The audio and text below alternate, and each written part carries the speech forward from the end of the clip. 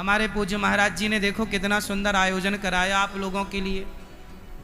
Helicopter से आप लोगों के लिए पुष्पों की वर्षा की, इतनी बढ़िया यात्रा निकाली आप लोगों के लिए। देखो संत न होते जगत में तो जल जाता संसार। आज हम और आप यहाँ बैठ के भगवत चर्चा कर रहे हैं तो केवल संतों के कारण कर रहे हैं। इसलिए संतों का होना इतना ही जरूरी है जीवन में जितना दाल में नमक का होना और खीर में मिश्री का होना। क्यों? यदि खीर में शक्कर या मिश्री ना हो तो खीर का कोई स्वाद है नहीं, और दाल में यदि नमक ना हो, राम रस ना हो तो दाल का कोई स्वाद है। ऐसे हमारे जीवन में संत चरण ना हो तो हमारे जीवन का भी कोई स्वाद नहीं है। हमारा जीवन भी स्वादिष्ट तब बनता है जब संतों की कृपा होती है। इसलिए संत हृदय नवनीत समाना, संत बड़े परमार्थी, भेष धरे अवधूत, राम नाम का गोला छोड़े तो भाग जाए कौन? यमदूत।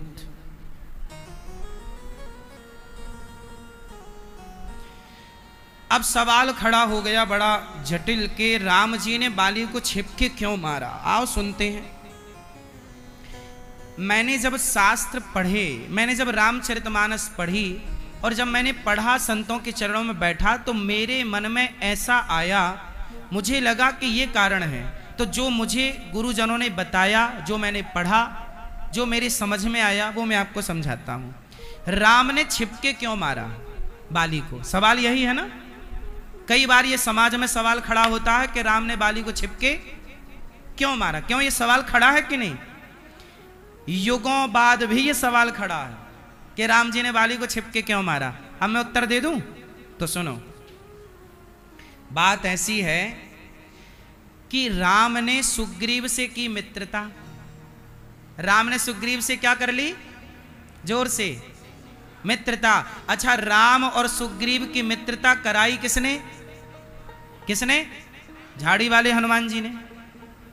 भाई राम की और सुग्रीव की मित्रता किसने कराई? हनुमान जी ने कराई। हनुमान जी ने मित्रता करा दी। और मित्रता कैसी? जो ना मित्र दुख होहि दुखारी, तिनहि बिलोकत पातक भारी। रामचरितमानस में लिखा है इसी प्रसंग में कि मित्र कैसा हो? जो मित्र के दुख से दुखी हो और मित्र के सुख से सुखी हो, वही ना मित्र है। अच्छा, राम जी ने अपने मित्र से पूछा, सुग्रीव तुम यहां जंगल में क्यों रहते हो? तुम्हारी पत्नी कहां? तब पूरी मैं दानव की कथा सुना दी। सुग्रीव ने कहा कि एक राक्षस आया, मेरे भैया बाली को ललकारा, मेरे भैया बाली उसके पीछे भागे, वो एक गुफा में चला गया। भैया बोले कि 15 दिन तक इंतजार करना, मैं 15 दिन बाद उस राक्षस को मारकर आऊंगा। लेकिन मैं 1 महीने तक इंतजार किया, बाली उस गुफा से नहीं निकले, तो मुझे लगा कि मेरे भैया को बाली ने मार दिया। और मैंने उस गुफा के दरवाजे में एक पत्थर की शिला, पत्थर रख दिया। और जब मैं किष्किंधा आया तो किष्किंधा के लोगों ने मेरा राज्य अभिषेक कर दिया और मुझे राजगद्दी पर बिठाया। और जैसे ही मैं राजा बना तो भैया बाली आ गए और भैया बाली ने मुझे खूब मारा। मेरी एक ना सुनी, मैं कहता रहा पर वो ना सुने। इतना मारा कि प्रभु मैं मरने वाला था। तब मैं भाग करके यहाँ ऋष्यमुख पर्वत पे आ गया है। ऋष्यमुख पर्वत में आ गया और यहां आया तो ये श्राप के कारण बाली नहीं आता। यहां एक संत जी ने श्राप दिया कि तू यहां जाएगा समाप्त हो जाएगा। तो मैं यहां बच गया, वरना ये मार डालता मुझे बाली। राम जी ने कहा, राम राम राम सुग्रीव, तुम्हारे भाई ने तो बड़ा अत्याचार किया। अच्छा ये बताओ, सुग्रीव और बाली की लड़ाई में गलती किसकी थी? उत्तर दो। सुग्रीव और बाली की लड़ाई में गलती किसकी थी? सुग्रीव की या बाली की? उत्तर। मैया क्या बोलती तू? क्या उत्तर है? सुग्रीव और बाली की लड़ाई में किसकी गलती थी? हैं? अच्छा भैया बताओ, भैया दादाजी बताओ, कौन गलत है? कौन? बाली। बाली की गलती है। क्या गलती है? बाली की गलती यह है कि उसने सुग्रीव की एक ना सुनी, जबकि सुग्रीव से बाली ने कहा था कि तुम 15 दिन इंतजार करना। लेकिन बेचारा सुग्रीव कितने दिन इंतजार किया? 1 महीना। अब सुग्रीव ने तो बेचारे ने 1 महीना के उसे लगा कि मर गया होगा, और जब मर गया तो वो आया तो उसे जबरदस्ती राजा बना दिया। मारने के पहले एक बार सुग्रीव को, अब बाली को सुग्रीव का पक्ष तो सुनना था ना, नहीं सुना तो लड़ाई हो गई। आज भाई भाई की लड़ाई केवल इसलिए होती है कि एक पक्ष सुना जाता है, दूसरा पक्ष सुना ही नहीं जाता, इसलिए लड़ाइयां होती हैं। आज भी ये सुग्रीव बाली की लड़ाइयां खत्म नहीं हुई। आज भी भाई भाई के झगड़े इसी बात पर हैं कि एक भाई अपनी बात कह देता है, एक भाई बोला कि तू गलत है। अरे भाई, आप एक बार उसका पक्ष तो सुनो कि वो गलत कैसे है। वो अपनी सफाई में भी तो कुछ कहना चाहेगा। हो सकता है कंफ्यूजन हो, गलतफहमी हो। क्यों जी, लड़ाइयों में कई बार गलतफहमियां होती हैं कि नहीं? हाँ या ना? होती है ना? तो सुनो, सुग्रीव और बाली की लड़ाई में क्या हो गया? गलतफहमी। अच्छा, अब जब राम ने पूरी कथा सुनी, सुग्रीव ने रोते हुए कहा कि मुझे लात मार के निकाल दिया और मेरी पत्नी पर कब्जा कर लिया। तब राम जी को गुस्सा आया। राम जी ने कहा, बाली सुग्रीव सुन सुग्रीव, मारी हूं बाल ही एक ही बाण, ब्रह्म रुद्र शरणागत गए ना उबर ही प्राण। हे सुग्रीव, अच्छा राम ने प्रतिज्ञा कर ली। क्या प्रतिज्ञा कर ली? कि सुन सुग्रीव, मारी हूं बाल ही एक ही बाण। हे सुग्रीव, मैं बाली को मारूंगा, एक ही बाण से मारूंगा। अच्छा, राम ने क्या कर ली? सुग्रीव के सामने बाली को मारने की जोर से प्रतिज्ञा कर ली। राम ने वचन दे दिया, सुग्रीव मैं तुझे वचन देता हूं कि मैं बाली को मारूंगा और एक ही बाण से मारूंगा। हो गया। अब चलते हैं आगे। अब जब राम आगे गए तो राम जी देखे कि सुग्रीव और बाली की लड़ाई चल रही है। सुग्रीव बाली लड़ रहे हैं दोनों युद्ध। राम जी को लगा कि यदि मैं सामने चला गया बाली के, और यदि राम जी बाली को सामने से मारते तो कुछ बातों का ध्यान आपको रखना है। क्या? यदि राम जी खड़े हो जाते बाली के आगे तो बाली क्या करता? तुरंत दौड़ के राम जी की शरण में चला जाता, क्योंकि राम की बाली से कोई दुश्मनी नहीं थी। भाई, बाली राम से लड़ता क्यों, ये तो बताओ। बाली राम से, उसकी दुश्मनी सुग्रीव से है, बाली राम से क्यों लड़ता? तो जब राम जी बाली को मारने सामने जाते तो बाली सबसे पहले राम की शरण में जाता, और शरण में जाता तो राम जी क्या करते? सन्मुख हो ही जीव मोहि जबहि, जन्म कोटि अघनासहि तबहि। राम जी कहते हैं कि शरणागत कहूं जे तजहि, हित अनहित अनुमान, तेनर पावर पापमय तिनहि बिलोकत हाल। राम जी कहते हैं कि जो कितना भी बड़ा पापी हो, कोटि विप्रबद लागे जाहू, आए शरण तजिए नहीं ताहू। कितना भी बड़ा पापी हो, राम जी का वचन है कि यदि मेरी शरण में कोई आएगा तो हम त्वा सर्व पापेभ्यो मोक्षयिष्यामि मा शुचा। जो मेरी शरण में आएगा मैं उसे मोक्ष का अधिकारी बना दूंगा।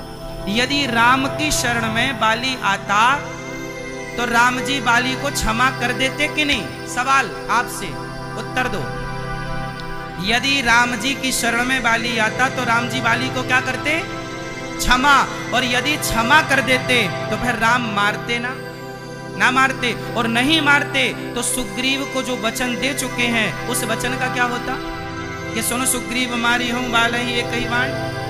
अब आप लोग बताओ कि राम जी यदि सामने से मारते बाली को और बाली शरण में आता तो शरण में आए हुए को भी नहीं मारना, ये भी राम का वचन है कि मैं शरण में आए हुए को कभी नहीं मारता। अब राम जी नहीं मारते बाली को तो सुग्रीव क्या बोलता? कि राम ने तो मेरे को धोखा दे दिया, बोला था कि बाली को मारूंगा, बाद में नहीं मारा। तो राम पर सुग्रीव क्या लगाता? कलंक लगाता, धोखे का, मित्र को धोखा देने का कलंक लगाता सुग्रीव। यदि राम जी बाली को ना मारते तो सुग्रीव नहीं बोलता। बोलो हाँ या ना? बोलता कि नहीं? इसलिए अब राम जी हो गए धर्म संकट में। राम जी पर 2 आरोप लगने हैं। एक आरोप ये, यदि राम बाली को नहीं मारते तो सुग्रीव आरोप लगाएगा कि आपने मुझे वचन दिया था कि बाली को मारूंगा, नहीं मारा, आपने तो बाली से हाथ मिला लिया, क्योंकि उसकी शक्ति ज्यादा थी। राम पर तमाम आरोप लग जाते, या दूसरा आरोप लगेगा। अब राम जी ने सोचा क्या करूं, सामने से मारता हूं तो शरण में आता, इसलिए राम जी ने कहा छिपके ही मारता हूं, छिपके मारूंगा, ये शरण में नहीं आएगा। फिर राम जी के अंदर सवाल आया कि यदि मैं छिपके मारता हूं तो लोग कहेंगे कि राम ने छिपके क्यों मारा। तब राम जी बोले कि दुनिया यही तो कहेगी कि छिपके क्यों मारा, कम से कम मित्र को धोखा देने का आरोप तो नहीं लगेगा राम पर। इसलिए एक आरोप से बचना था और दूसरे आरोप से बच नहीं सकते थे राम जी। तो राम जी अब ये बताओ कि दोनों आरोप तराजू पे रखे जाएं। एक आरोप सुग्रीव लगाता कि राम ने धोखा दे दिया, और एक आरोप ये कि राम जी ने छिपके क्यों मारा। यदि तराजू में दोनों आरोप रखे जाएं तो बताओ किस आरोप का पलड़ा भारी था। उत्तर दो, ब्रजवासी हमारे उत्तर देंगे। किस आरोप का पलड़ा भारी था? बोलो, कौन सा? धोखा। सुग्रीव को वचन दे चुके थे तो पूरा करना था, नहीं करते तो धोखा का आरोप लगता। तो राम जी को कोई धोखेबाज ना कह सके, लेकिन लोग तो ये कहेंगे छिपके क्यों मारा, तो कहते रहे।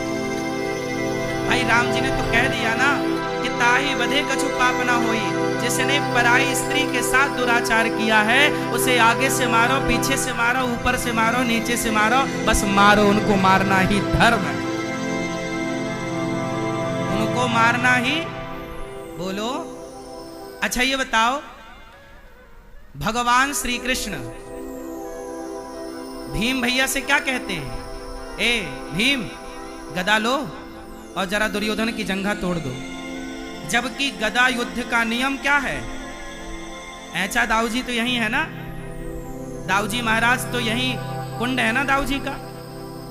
अब बताओ दाऊजी, हमारे दादा दाऊ दयाल, दाऊजी कह रहे कन्हैया ये क्या हो रहा, अधर्म हो रहा है। क्या धर्म हो गया दाऊजी?